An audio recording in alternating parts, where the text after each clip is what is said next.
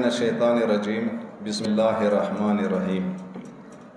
قرآن آیات ما چونه ډریږئ، ما چونه خوب کوئ، تاسې ټولو نه اعلی یئ، خو بشرطې کې تاسې مؤمنون. څلوېښتې ورځې ما ایراني هغو کې سټیج نه یوه خبره کړې وه، مختصرې خبرې کوم، خپله لږ صحت مخه نه دی. ما یوه خبره کړې وه خپل قومي حقوقو ته به انشاءالله یوه ورځې خامخا اروزو.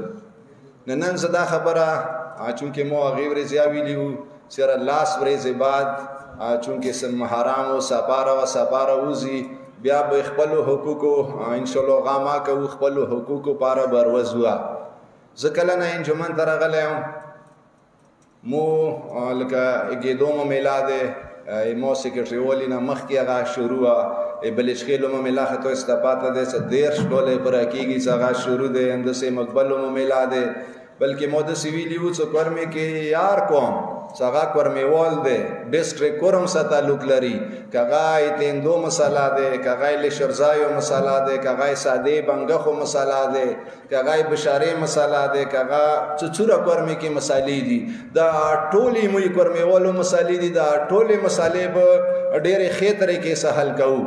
دا مو اعلان بار بار سټیج نه مو دا اعلان کړی دی که توری سای چوی واین چه حق وی روشی موسکینی په دلیل آغای واین چه حق ویرگو که بیای موی توری چو سا حق دی پکور دی چه اغا مو تخبل حق رو کی نی واین چه چو تبریگدو نی واین چو نا پا زبردسته غاصب کو لگیاش مو کینستو حکومات سا بار بار جرګې شروع وي. اول خو زه نو بلد وم جرګو کې سیاره دی، ګېدو څه مسله دی، بله څه مسله دی، بله خو برحال ورو ورو مو ځان پوه کړو. نن په دغې خبرې په دغې نتیجې زه رسېدلی یم چې حکومت چې څنګه بلچخیلو مسله 13 کالو نه کېږي التوا کې چولی دی، ډیلې ټیکټیس کوي.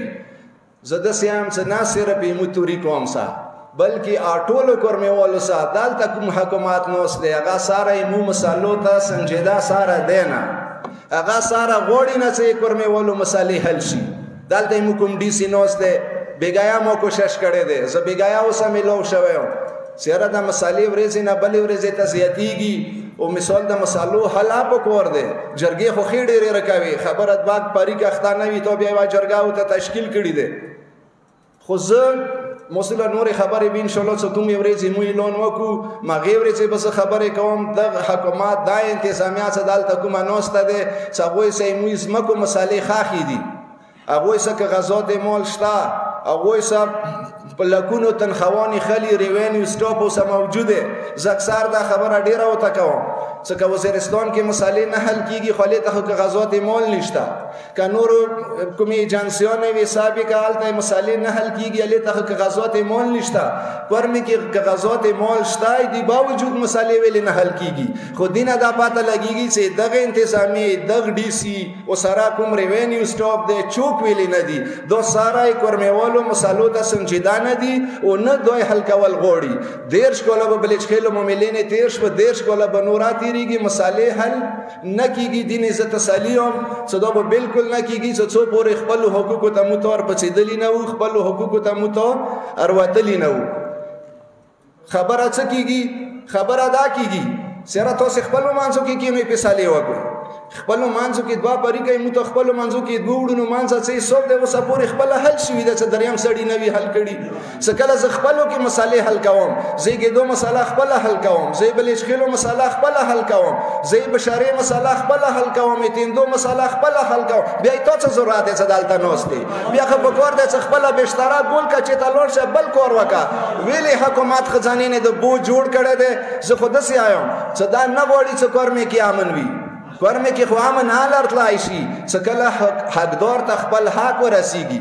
موږ امن ډېر شوقیان یو، موږ امن غواړو، موږ چا وینو ته لول نه غواړو. کورمې کې ډېرې وینې وبهېدې، ډېر کونډې یتیمان وشوه. موږ دوباره نه غواړو چې کورمې کې کونډې بورې یتیمان وشي، خو خپل حق غواړو. دا امن موږ چا نه سوال کې نه غواړو چې سوال ورته وکړو چې ما ته امن راکړه. موږ امن غواړو، په حقوقو یې غواړو. ته حقدار ته خپل حق ورسوه بیا به امن ارځي، که ته حقدار ته خپل امن نه رسوي بیا امن ارځي. بیا دې ذمهداري انتظامیې تا دی. امام علی علیه السلام کول دی چې هغه وخت چې به امن حال ارځي چې ته حکمران عادل وي. نو زه دغه سټیج نه اعلان سیم چې دلته کومه حکمران ناست دي، کومه انتظامیه ناسته دی، دا عادلان نه دي، دا پاخه ظالمان دي. دوره ظلم چې دا اوه اته میاشتې ما کېږي زه راغلی یم، ما ورکې کومه نوټ کړي دی، دینه پورته ظلم بل چې ته نه کېږي لکه کورمیوال سړي سه دلته ظلم شروع دی.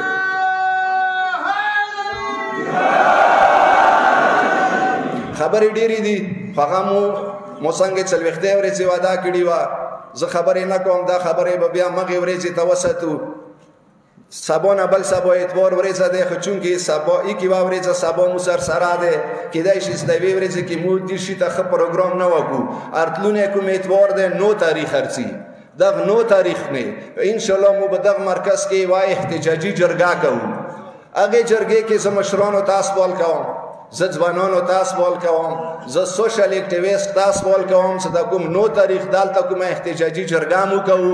دا پکار دی چې دوره سوشل میډیا نه دوره عام شي، چې پکار دی دلته علماو ته سوال کوم، څوره زه پارلیمنټیرین ته سوال کوم چې دا کورمه موږ ټولو مشترکه کورمه دی.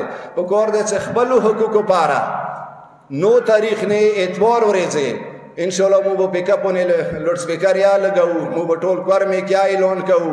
مو ټولو ته دغه سټیج نه زه دا اعلان کوم چې دغه ظالم حکمرانو مقابلې کې خپلو حقوقو غوښتلو لپاره 9 تاریخ نه دلته ټوله کورمه په کور دی سره وي، هغه کې ټول کشران په کور دی موجود وي، هغه کې علما موجود وي، هغه کې ځوانان موجود وي، هغه کې پارلیمنټیرین موجود وي. چې څوک دلته سټیک هولډر دي چې دلته کورمې کې اوسېږو، هغوی نه دا زه واجب ګڼم چې په کور دی هغه دغه احتجاجي جرګې کې شرکت وکړي. او هغې ورځې دا نه ده چې صرف احتجاجي جرګې پورې به دا خبره محدوده وي، هغې ورځې به مطالعه اعمال تېروو چې خپلو حقوقو پاره به مزید صرف احتجاجي جرګې نه باندې نه ده دا خبره.